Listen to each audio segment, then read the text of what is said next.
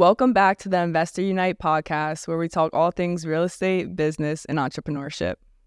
If you're looking to ignite your real estate investing, then join us at Investors Unite, where we will teach you as much as we know. So today we are going to be talking about the real truth behind Section 8. Yes, ma'am. But I want to start by talking about our goals, since it is the new year. Happy New Year, everybody. Yeah. 2024, we made it. We sure did. We did. Surprising. So in terms of our goals, do you want to go over personal and company goals, or do you just want to stick to strictly company? You want to dig deep? We can dig deep. Okay. Yeah, let's dig deep. All right, you start. No, we'll All right. I would pick like your top 3 to 5 personal goals for yourself. Okay. If you want to do more, then feel free to go ahead. I'm not gonna stop you. So for me, I went based off of Ryan Pineda's formula or goal formula. So it's the wealthy way. So the W stands for worship. The O stands for, oh shoot, I don't know. Well, wealthy, so it'd be E. Oh shoot, yo. I don't know. You got I'm over here spitting. No, because I said worship, so I'm thinking W-O. I know you're spitting Okay. on worship. So E is, what's E? Entertainment? I don't know. I don't know. All right, let me just get into my goals. So for worship, Evolution. evolution. I don't know. For worship, I want to do one fast per month. So last year I started fasting, and the most I did was our 2-day fast. That was and hard. 48 hours. That was enough for me. Yeah. I don't know. God was laying it on my heart, and I was pushing it. But then I was like, all right, let's do it. And it's always good to do it with someone. Right. So I asked you, and I asked Amira and Ro and Justin. I don't think any of them did it, did they? Well, Amira, she had vacation. She was going to Dubai. Oh. Yeah. I And would've then fasted Ro, Dubai I don't either. think Ro did it at all. No, that man's too big. He needs his food. But overall, it was a good turnout. Yeah, no, for sure. I would say the longest I've ever fasted in the past was actually 3 full days. So I've gone 72 hours without food. And it wasn't necessarily because my intentions were to do a fast. Yeah. It was actually, which was going to make me sound like a little kid. At the time I was a little kid. I was probably around early teens or maybe 12, somewhere in that range. Yeah. And I went on a Boy Scout trip. We went out camping this one weekend. It was a Friday to a Monday or something like that. Mm-hmm. And I'm not very picky anymore, but you know how I am with vegetables, Yeah. right? And so they went and they made us 3 meals a day, right? The issue was that we were required to put 2 to 3 vegetables in every single meal that we wanted. Yeah. And it wasn't it was just sitting on top and you take it off. It was we had these things called hobo patties. So it was they would Togo patties? hobo Oh, patties. So my dad told me the way they cooked that was wrong. Yeah. I don't know. But so pretty much it's just tinfoil, patty of ground beef, and then whatever you want mixed in with it. Right. So I would always opt to not put vegetables in, and then my scout leaders would get mad at me and they take my patty and then fill it with vegetables. Oh, shoot. Right. So this happened 3 days consecutively. And then in the morning, we would make eggs. And I'm I love eggs. Eggs, ham. Who doesn't love it? Easy, right? Yeah. No, they couldn't do that.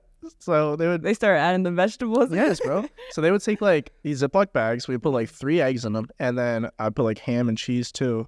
And then they'd take peppers and onions and carrots and throw it all in the bag with them. I don't want Not the carrot. bro. So I gave it to people every day. I was I don't want this. So I ended up doing a whole 3-day fast. That's crazy. I came back and not to get too off topic, but my dad picked me up, right? And he was well, how'd it go and everything? I told him, I was I'm starving.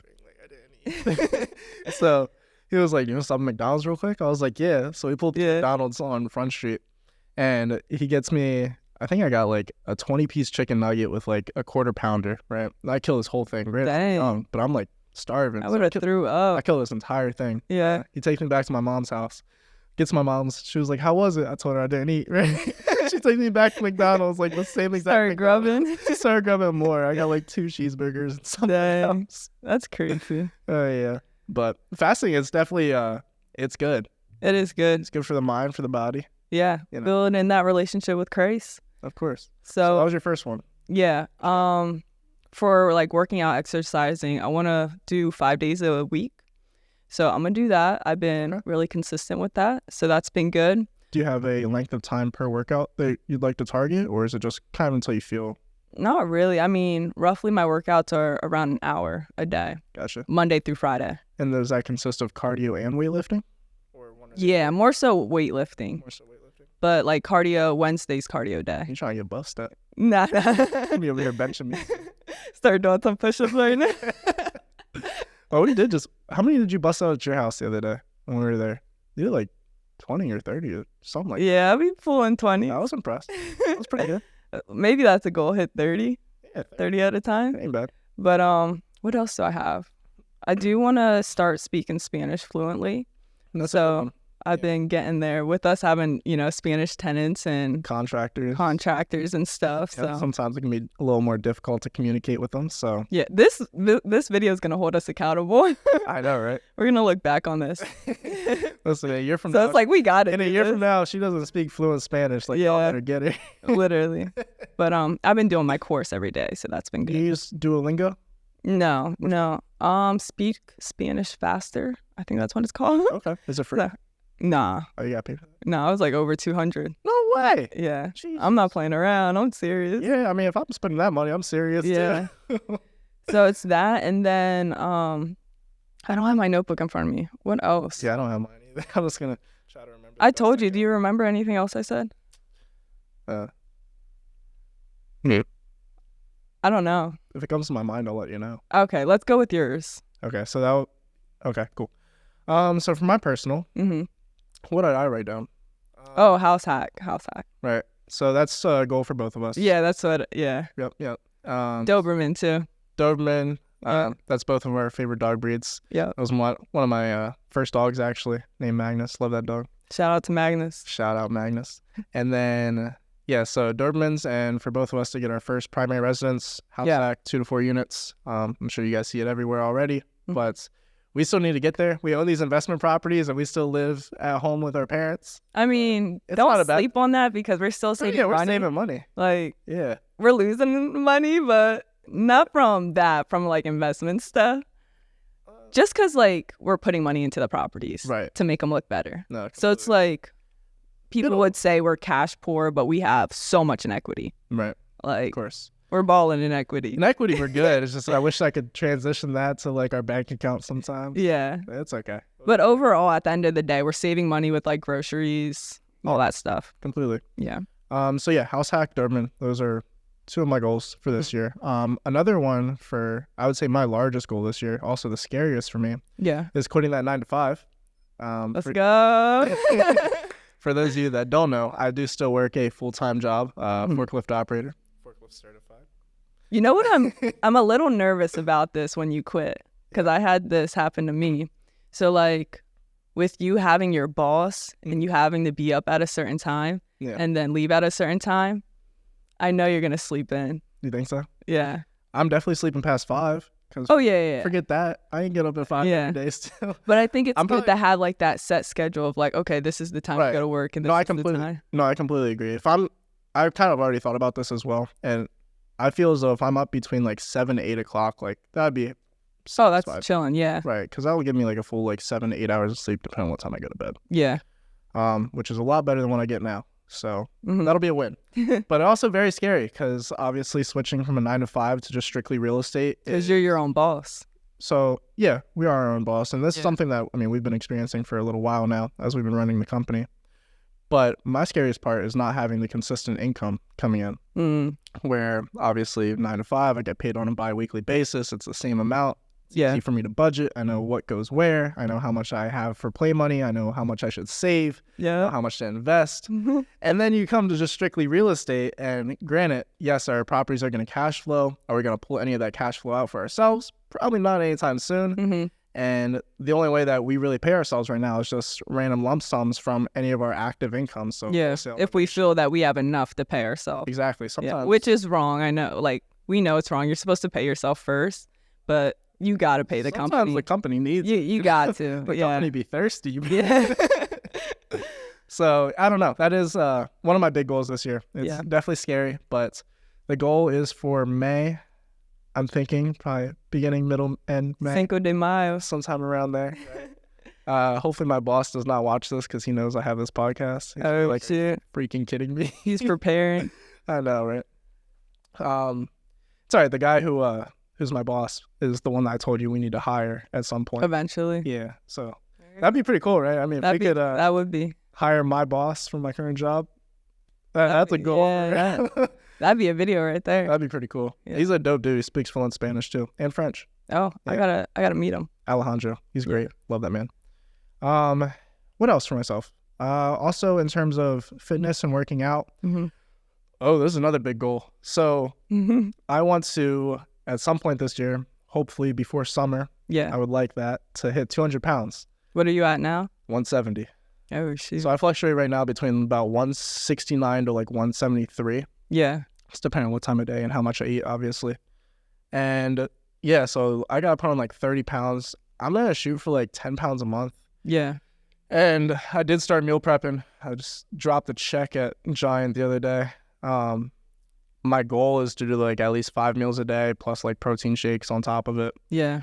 And obviously consistently hitting the gym 5 days a week. So What's like your schedule, like Monday through Friday, or are you breaking it up? yeah, so here's what I want my exact schedule to be. Now that we have the office, it makes it a little bit easier for Oh yeah, guys, we have an office now. Yeah, I mean, we'll get into that at some point. Maybe that might be a separate video Yeah. or added on to this one. I don't know. But yeah, so what I want my routine to look like is obviously wake up at 5 a.m. every day. Mm-hmm. Leave the house by 5:30, get to work by 6. Let me include my meal plans just so like y'all can understand where I'm getting 5 meals from. Wake up immediately. I'm gonna have like breakfast made from the previous night. I think it's probably just me like a couple boiled eggs and then like an apple. And I'll just eat those on the way to work. It's like a 30-minute drive. So that'll be like meal 1. I take my first break at 10 o'clock at work. So I'll be meal 2. Probably something more breakfast oriented still. Like Yeah. oatmeal, banana, maybe some carrots, something like that. A yogurt. I thought you don't like carrots. No, I love carrots. Carrots are like one of the only vegetables I eat. Okay. Carrots, spinach, and green beans. Mm-hmm. Don't hate on me, please. And then, so yeah, that'd be second meal. I take my lunch between 12:30 and 1. So third meal, I get off at 2:30 every day. So we have a Crunch Fitness right down the street on the car lot. I'm not gonna say. Oh, yeah. Maybe blur that out. Get a little beep. But yeah, we have a gym right down the street from where our new office is located. Yeah. So I would like to just head straight from work to the gym, get there maybe around like 2:45, 2:50-ish, Yeah. get a full workout in, hopefully like 45 minutes to an hour, and then probably just shower at the gym real quick. Yeah. They have those, thankfully. And then just come straight here. So I'll be here between like 4:15 and 4:30. Start busting out some follow-ups. Bust out follow-ups. I mean, anything else that needs to be done for the day. Yeah. Probably be here till like 7, 8, 9, whatever it requires. 10, 11, 12. Well, Nah, we don't be here this late. I know, right? So going back to the meals, once I get here at like 4:30, Yeah. we're putting a mini fridge in our office as well. So I plan on bringing some of my meal preps, sticking them in there for the week. Mm-hmm. I'll eat another meal at 4:30, and then when I go home around like 8 o'clock, I'll probably eat my final meal. Dang. Have a protein shake somewhere in between that as well. That's crazy. So it seems like a lot, but at the same time, it's very spaced out throughout the day just because I'm up for so many hours and I'm just keeping busy. So I know my body's burning those calories constantly. And I forgot to tell you, I did a 4-mile run 2 days ago. No way. My legs are dead right now. Dang. Yeah, it was pretty bad though. I Me too. averaged like a 9:22 mile, so it was like 38 minutes and 12 seconds. I But think. still, just running it. Yeah, and it was. all that counts. I did it. So I watched this podcast between Andrew Huberman. He's that one doctor of sorts. He's very acquainted with the body. Yeah. And David Goggins. So they did this. Love David. They did like this 2-hour podcast the other day, and I watched the entire thing while I was at work. Yeah. But it was like just got me super motivated, right? And I completely forget where I'm going with this. Oh, so it was like one of the topics that they touched on was obviously Dave Goggins. His mindset is just do something that absolutely sucks every day, right? Yeah. So I called up one of my friends as soon as I got off of work, and I was like, hey, like, I just want you to tell me one thing that freaking sucks. I don't care if it's physical, mental, Yeah. sexual, like whatever it is, like tell me something for that day. You'll do it. every single day, and I'm just gonna do it no matter. I was like, Every day. yeah, every day. Oh, shoot. So I was like, I don't care what time it is. I don't care where we're at, where I'm at. I was like, just tell me something every single day. And I'm going to stick to it. Yeah. Because, I don't know. Just because. Right, it'd be good. Yeah. So, yeah, they texted me. They were like, do a 3-mile run the other night. It was like 9 o'clock. It was snowing. It was cold. It was dark. I had to work the next day. I'm like, fuck it.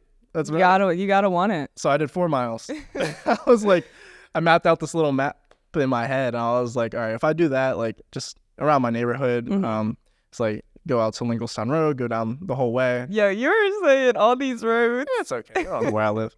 You could probably figure it out, but don't worry.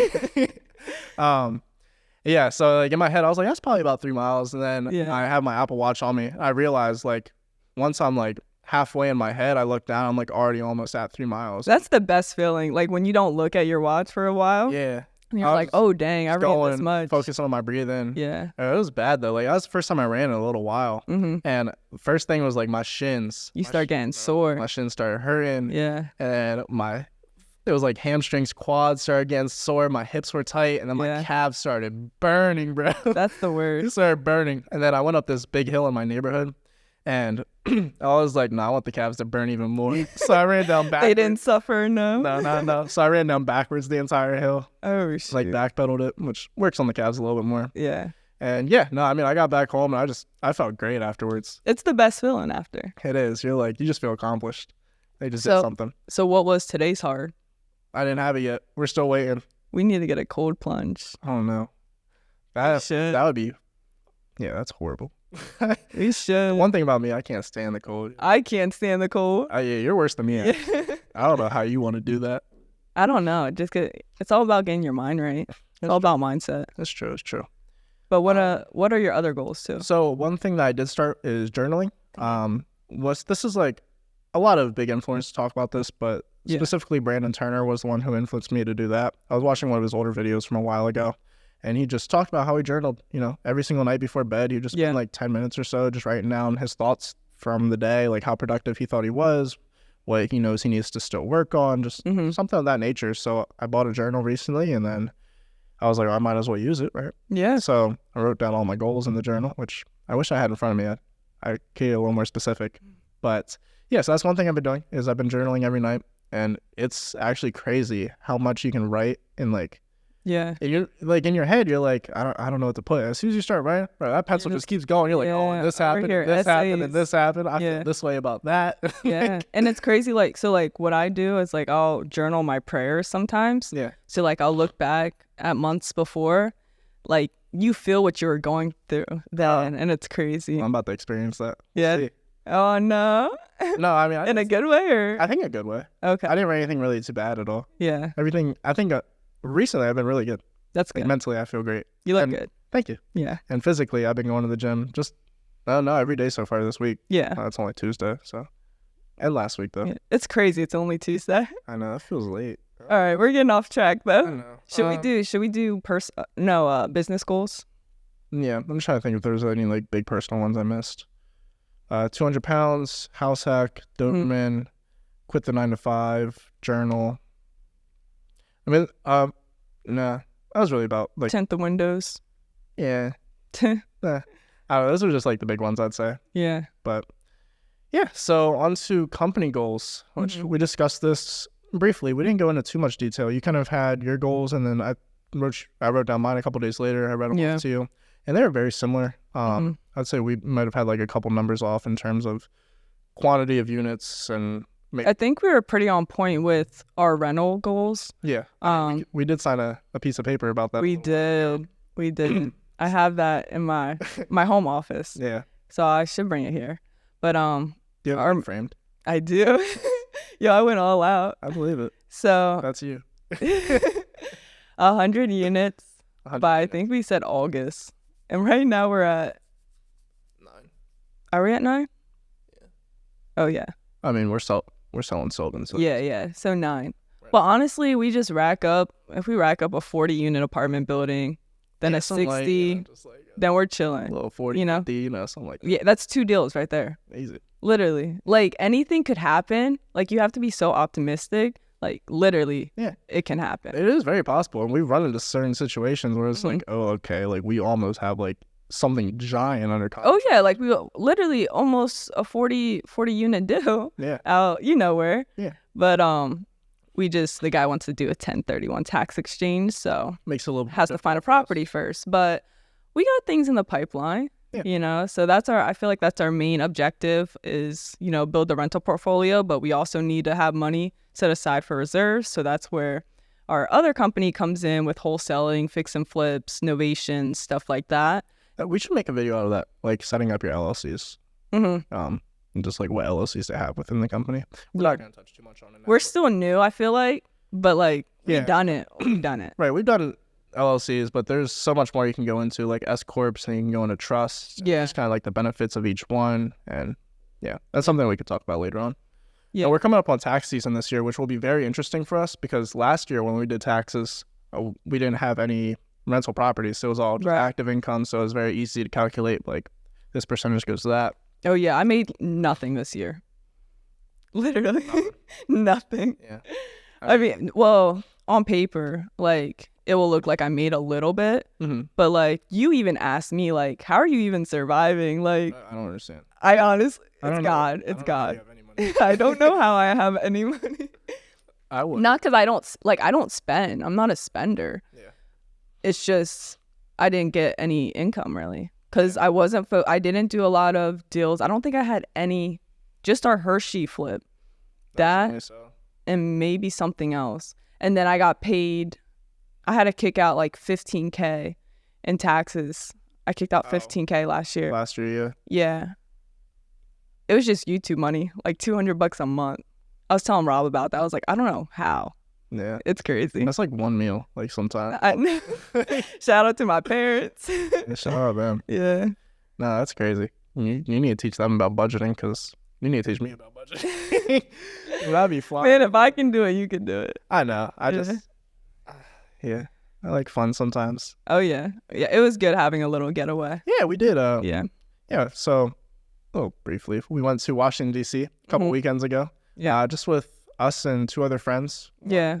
Shout out Paul. Paul, we're going to get you on the podcast. Yeah, y'all are going to freaking love Paul, dude. He is such a character. Like, I cannot wait to get him on here.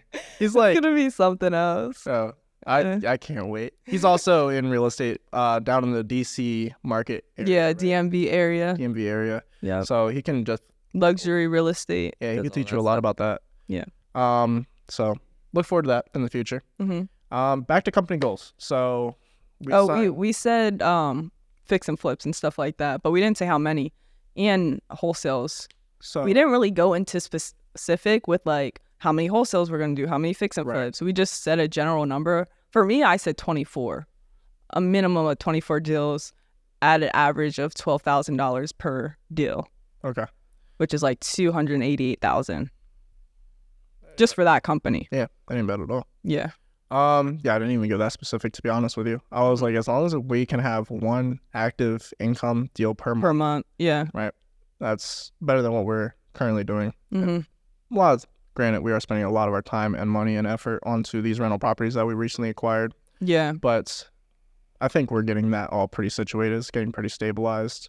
We do have one tenant moving over in that 5-unit building we've been talking about. Thank God. So that will be a great transition, and we can get in there and remodel his unit so we can get that rented out, and that'll be the last one. Raphael's ready. He's ready to start. I bet he is. He's always ready. We do have another deal we're working on. It's a little 6-unit. We'll see how that goes. I'm still waiting on documents. Documentation. Yeah. Anything else related to? Get this to 10,000 subscribers in regards to Investors Unite. So if you're watching on YouTube, go subscribe. If you're watching or listening on Apple and Spotify, make sure you follow. But yeah. No, that's very exciting. I also did have a subscriber goal in there as well. I don't actually remember the number, to be honest. I think it was 10,000 too. I think we can definitely hit it. Yeah. Easily, for get I just gotta get a little more entertaining or speak clear or something. I don't know. We'll see what happens. But other than goals, we wanted to really talk about Section 8 because a lot of people, they would slide up and like comment about Section 8, like talk more about it, you know? Yeah, that. And then even when I'm talking to just like close friends or people I haven't seen in a while or family members, and like I tell them I do Section 8, they're like, they have such a opinion on it. Yeah, right? yeah. And then I feel It has a stigma. it has such a bad stigma behind it. Yeah. And I feel as though I have to go through and kind of explain, like, this is the pros, this is the cons. Right. Obviously, if you were to get into real estate, by all means, make your own choices. Mm-hmm. You know, do whatever you think would be best. Oh, I just thought of something. This it's gonna be really good. Go ahead. Okay. I don't know, that's really about it. But then so Section 8, I feel like is a great topic that we need to discuss because I don't really know too many other investors, at least in our market, that do Section 8. You know what's crazy? So you know how we went through the pandemic? Yeah. And possibly there's talks about more stuff happening within the world. Right. So like when investors went through that pandemic and the ones What you're gonna say? the ones that were market tenants, they didn't get paid. Yeah. It wasn't looking too good for them. You know, a lot of investors had to get out the business. Their mortgage wasn't getting paid. Sell some properties, you know, try to liquidate whatever they could. And the ones that did have Section 8, they were secure. They still got that money. They were balling. Yeah. And that's going to be us. Just in case, you know, something ever does happen again, like a pandemic or World War III, you never know, right? You never know. And so having the Section 8, that's just one of the benefits that we'll touch on is that it's not going away. The government's still going to pay. Guaranteed income. Guaranteed. I would say that's probably honestly one of the main benefits of Section 8. Yeah. Pros and cons, of course, but that's a main benefit. Another benefit. Okay. Sorry. No, go ahead. I don't mean to cut you off. So I would say before we ever owned any rental properties, Stefanie and I, we had to make this decision for ourselves, like within the company. What do we think would be best? Do we want to go with a typical market tenant or do we want to go with a Section 8 route? To be honest with you, we didn't really have any Section 8 mentors. So this was something that we kind of had to figure out on our own. We did have one guy who, you know, he's done it in the past. I don't know if... are you talking about the guy I met at a meetup? Oh, yeah. Because we were going away from Section 8 once we started the process and we saw how they like did their side of the business. We were like, oh, we're not with this. We really don't like this. You're saying one thing and I mean, you're showing one thing online and now you're saying something different. Yeah. And we didn't want to go with that. So I hopped on the phone with the guy I met at the meetup that mainly does Section 8 and he's like, no, you're going to want to do this, and was like explaining it and stuff like that. So that's when we talked about it more. We're like, all right, we think this is going to be the best route. It's not like we don't want to be greedy. It's not like we don't want to be greedy for money. Just to make sure that we can pay off those properties that we buy. Yeah, because if not, I mean, we're young. We don't got thousands of dollars just sitting up. Yeah, I wish. Eventually we will, but not yet. So Section 8, I feel as though for a beginner is a kind of more safer method to take. Right. Now, I'd say the bad stigma behind Section 8 is the quality of the tenants, right? Because obviously these tenants are lower income. They might have some form of disabilities. They might be on a fixed income for any God knows reason. Yeah. So, I mean, when you say that, right, it just gives people the idea of like, these are trashy people or these are messy people. These are people who don't actually care about the residence of which they're staying in. And honestly, you can get people like that. You can have trashy people. You can have people that don't care, that smoke in your units and stuff like that. Completely. But it comes down to who you choose. Right. So this is another benefit with Section 8. A lot of people think like once you go Section 8, the housing authority will give you a tenant and you're kind of stuck with that tenant, where that's not the case at all. It's just like a regular rental property where there's anybody who has a Section 8 voucher is more than welcome to come take a look at your property. I mean, if you allow them to, if they fill out their application. Yeah, right. And you can do a full-on screening process just as if they were a regular tenant. You can look at their income. You can look at their credit reports. You can look at if they've had prior evictions, and a bunch of other small details, criminal background, stuff like that. Yeah, so like what we use whenever we're looking for tenants. So let's just talk about 18th Street. Sure. So in regards to that process of finding a tenant, we did upload like the photos and the description and everything on Zillow. We uploaded, I think, on Facebook Marketplace, and then also the Housing Authority they have their own website. Properties. And the way our tenant found us was, I think, from one of my my like TikTok videos I posted on Facebook. Isn't that crazy? It's so crazy. So crazy. And well, the daughter found me. And the daughter was like, "Hey mom, you gotta check her out, see if she has anything available." She reached out to me, and then we set up a time. We all, showed her. Yep. And at that time, we showed 2 people at the same time. Yeah. So you could see like the competition they had there because they both liked it. But we told them like, we'll be in touch. I'm glad we chose the one that we did. But yeah, we were like, we'll be in touch and everything like that. And then after the fact, we sent them an application. And what we use is Stressa. So it's a free platform. We don't even have to pay for the application. The tenant pays, and it's like $40, I believe, each time. Yep. And they give you like the credit score, if they have any criminal history.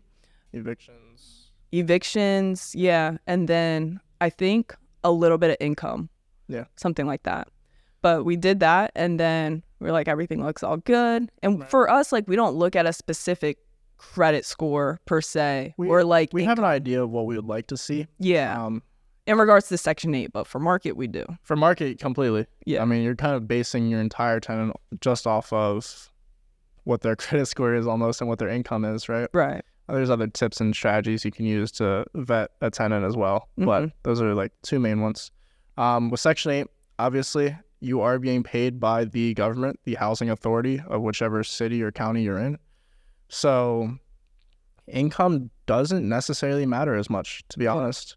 Like this person, obviously, they're getting Section 8 for a reason. It's probably because they're low income a majority of the time. Yeah. So you're not expecting to see somebody who's making, 3 times the gross monthly rent of that property, right? Yeah. We want to make sure they're making some sort of money just so they can pay for the utilities. Yeah. But not a whole chunk, Of course. Utilities are very minor compared to the actual rent itself. Yeah. So a lot of times there's not really too much of an issue there. Now, I'd say when screening a Section 8 tenant, probably the most important thing to look for is for prior evictions, right? Yeah. Because that will kind of give you the status of how they treat the properties, just based off of, past experiences, right? Past landlords. And that's another thing you can do too. So you can call their previous landlords and see how they were, right? Mm-hmm. This isn't something we really did too much. Yeah. But I've heard it's done, and it's definitely a great piece of advice, a great tip. Yeah, because honestly, we didn't know what we were doing, like getting into it. We heard on Bigger Pockets. You gotta check their cars. You gotta check their cars to see how they're living, just, peek in there. I know, they say like... check their house. Like, you went on to the lady's house and knocked on her door. Which one? Oh my God, I did. That couple. I forgot about that. You were knocking on that door just to, see how they're living. Yeah. I wanted to walk in there and be like, what's this place look like? But they didn't. What's it sound like? Yeah. No one was there. I ended up talking to the neighbor, though, and I talked to her about them. Yeah. Oh, did you? Yeah, I did. But she didn't really know too much. She was like, no, they're a nice couple, Yeah. And which, never mind. This doesn't matter. It's about to go way off topic. Yeah. But, yeah. So, back to the stigma of Section 8. Mm-hmm. I feel as though we kind of explained a good portion of you're still capable of screening your tenants, some things that are more important to look at than others. Yeah. Criminal history, I'd say check that as well, just because you don't want, well, I mean, you might, but we don't necessarily want... yeah, I mean, if someone had, like, traffic tickets and stuff... Yeah, like, that's fine. Or, like, maybe, like, a slight misdemeanor. If it's something crazy, nah. Like... Right. Yeah. Because I kind of put myself in those shoes, right? I talked about this on the last podcast. Yeah, because the one person did have something, and we were like, God is a God of second chances. Yeah, of course. Yeah. Now, I don't really know where to go from this. Well, so we talked about that tenant side. Now we can talk about the Section 8 side, of like the government side. How Section 8 is. Yeah. The authority itself. So like, go ahead. Going back to our first one, just because it's easy to explain since we know it off the top of our head. Right. With that one, got the process situated. She wants the unit. Yeah. The application's good. We're like, all right, let's move forward. So the next steps to move forward is that tenant gives us the documents to fill out, and then we have to take it to Section 8. Their caseworker? And we take it to the caseworker. Now we determine the price. Like we had this listed for I think it was like $1,400. But on the Section 8 website, it shows, and So we'll be blatant about this. We can just say Dauphin County. Yeah. So for Dauphin County, it shows for a 3-bedroom, it was like $1,884.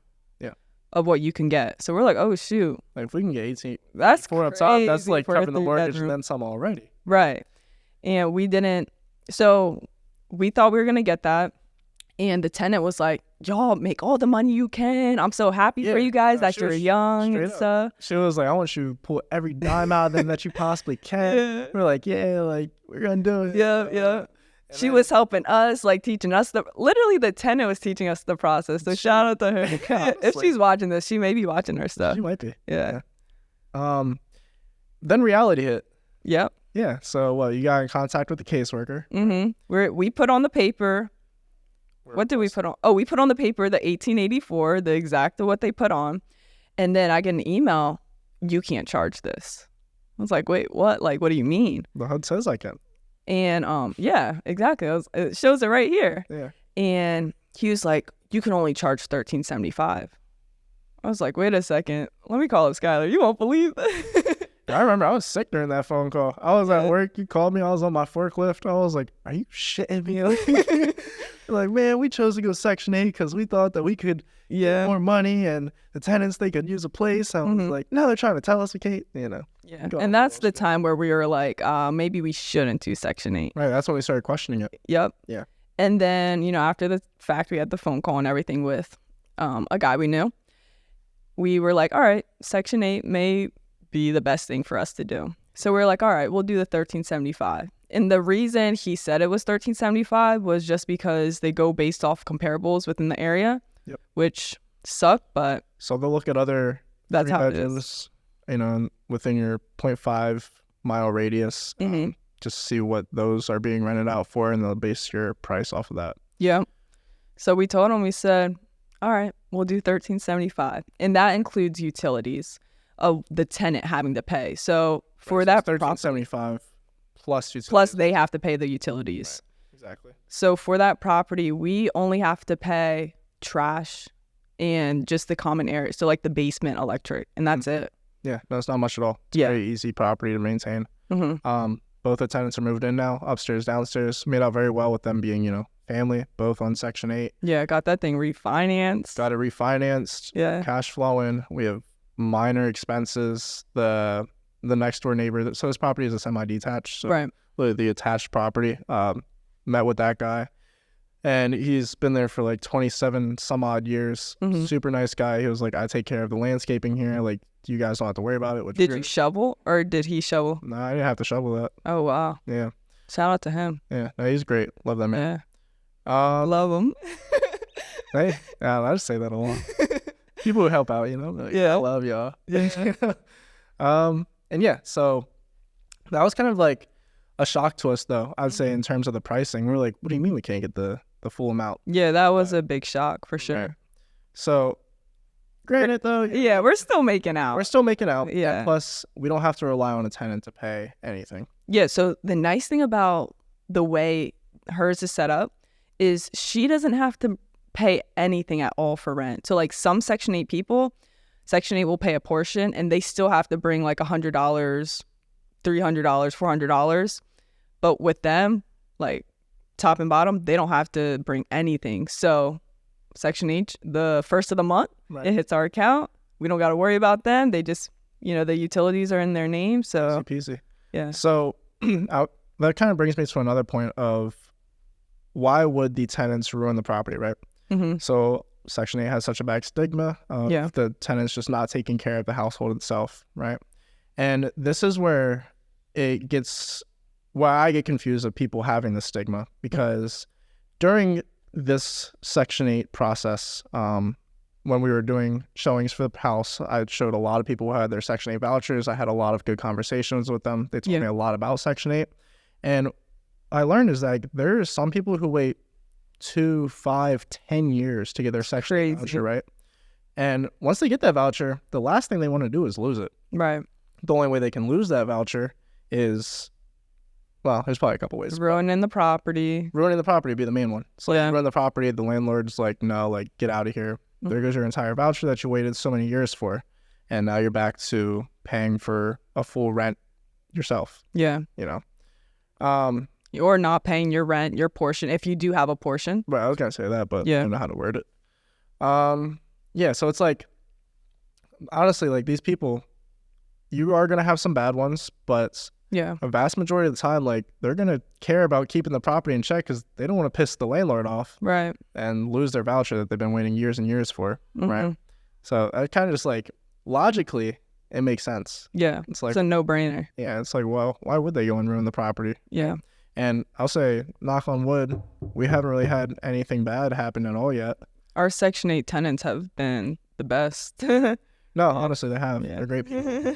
Have you, do you want to go into the kind of inspection side of the Section 8? Oh, yeah. We forgot about that. Oh, go ahead. So after we do the paperwork, after the tenant gives us the paperwork, I fill it out, take it to Section 8.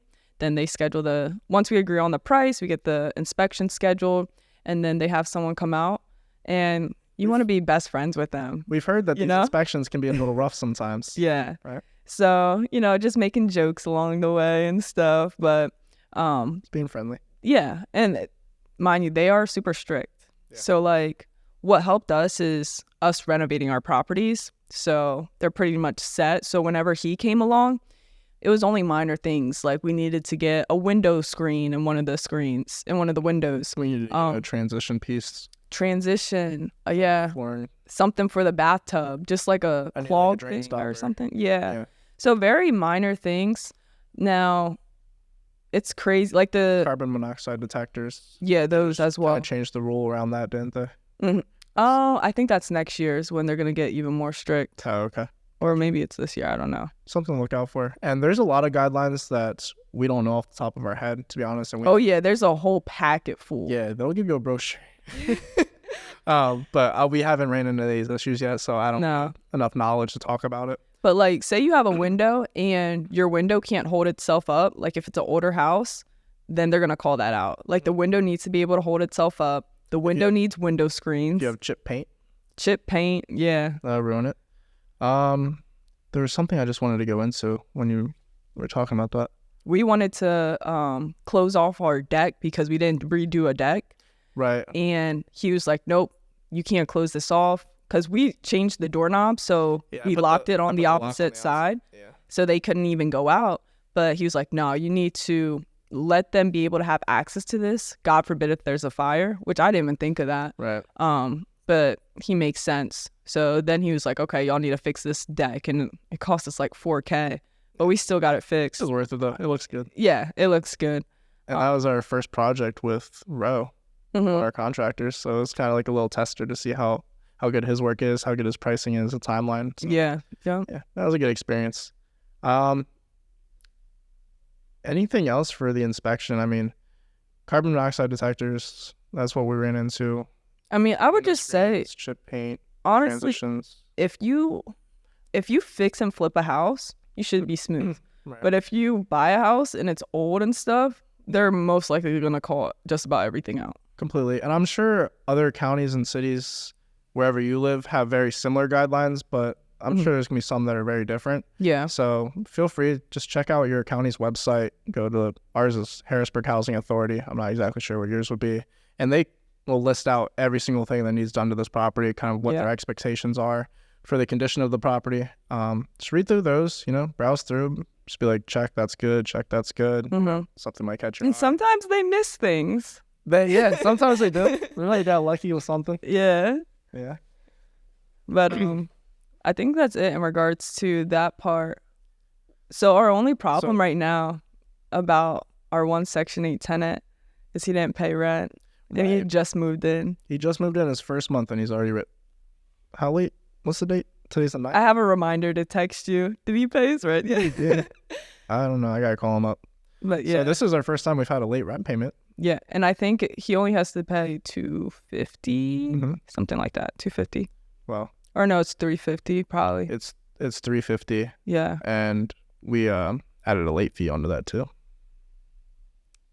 Yeah. Well, I don't want to say because if he's watching this, Yeah. but No, I understand. yeah. Yeah.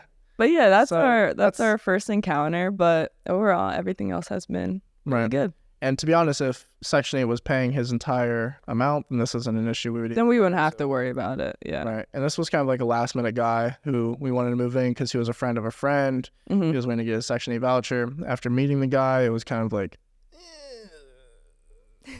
I shouldn't have said that.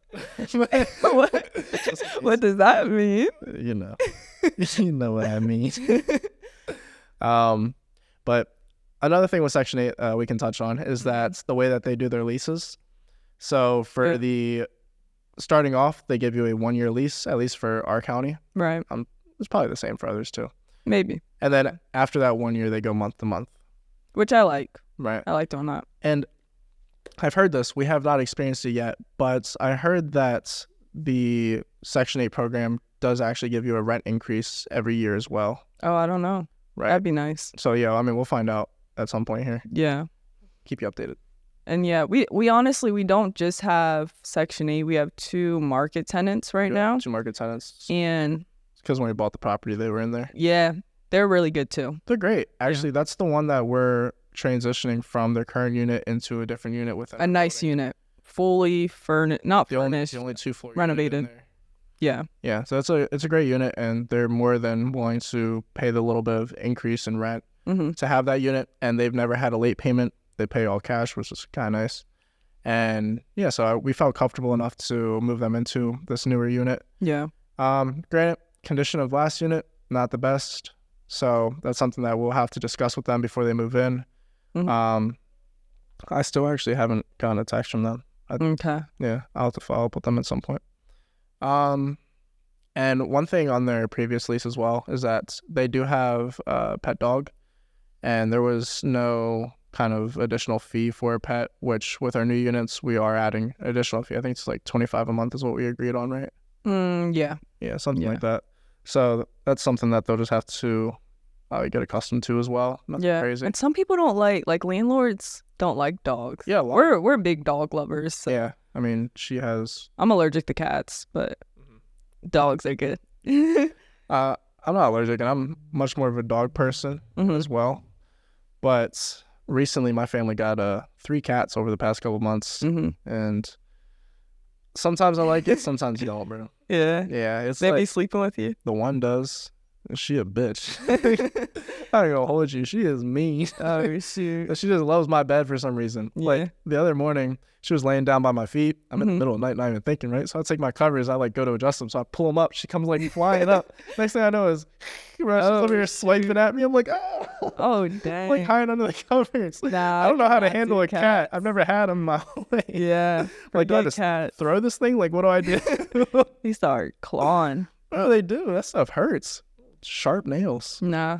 What? So you have 3 cats and 1 dog? 3 cats, 1 dog. And I also have a pet snake. Oh yeah, I forgot about that. Yeah. Little ball python. Yeah. Lucifer. Love him. And then, yeah, I mean, like Stefanie and I said, one of our goals for this year is to get a dog, a Doberman, for each of us. Yeah. We want them to be like brothers as well. I'm not gonna say my dog's name. I already have it.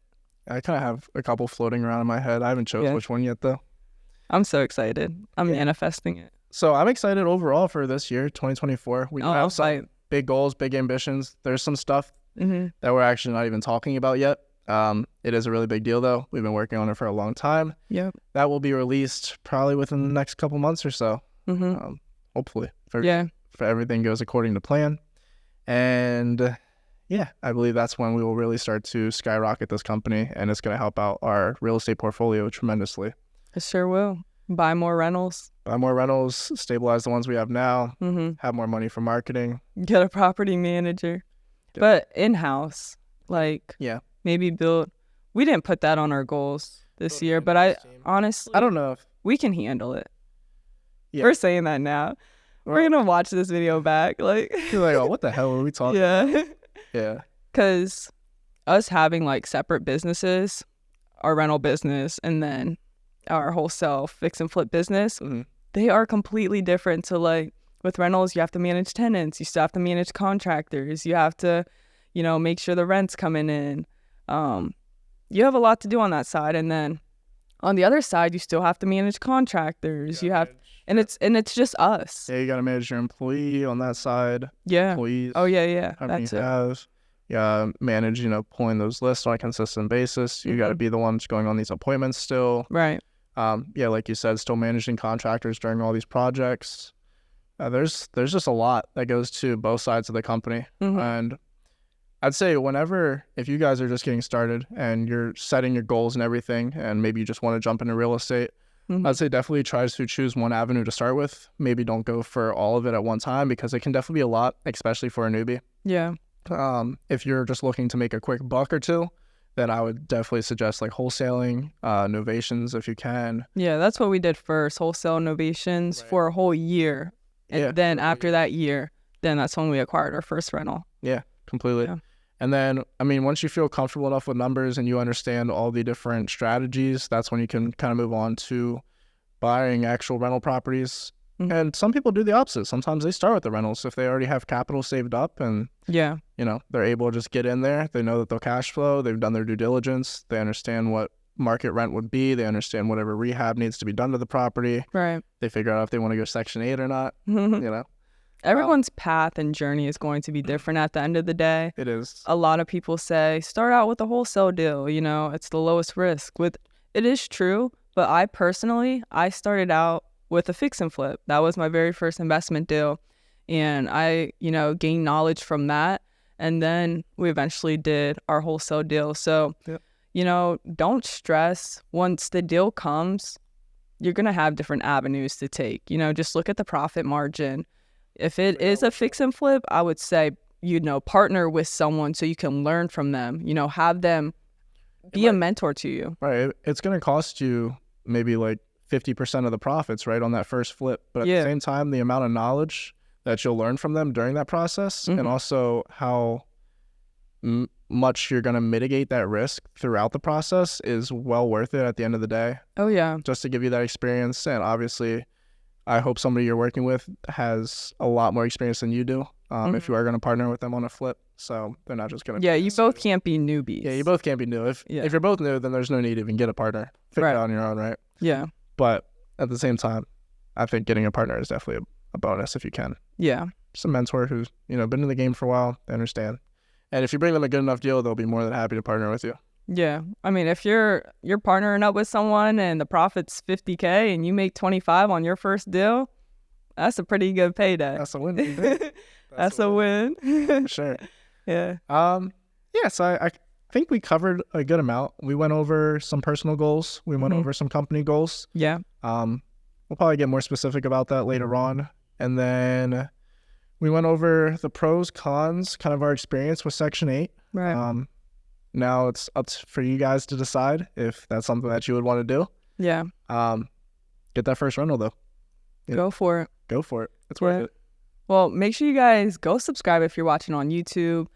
Go follow us if you are listening on Apple and Spotify. We are going to be coming out with more episodes, hopefully on a weekly basis now. We do want to be super consistent with this podcast. And on YouTube, comment down below if you have any other video ideas or any topics that you want us to talk about and touch on. Any questions you have, we can always do a Q&A on that would be good. The later podcast, maybe do like a live or something. Yeah. Yeah, we need to figure it out. But this is still kind of the beginning stages of our podcast for us, so we don't really know what avenue we're going down. We're just here to talk you through what we're going through. Yeah. Some young entrepreneurs. So I know that a lot of you are in the position we're in. You're young. You don't want to work that forklift job the rest of your life. Yeah. And you just want to jump into real estate. So I highly recommend that you tell all your friends, family, come watch this podcast. Yep. But with that being said, we'll catch you on the next one. Peace. Peace.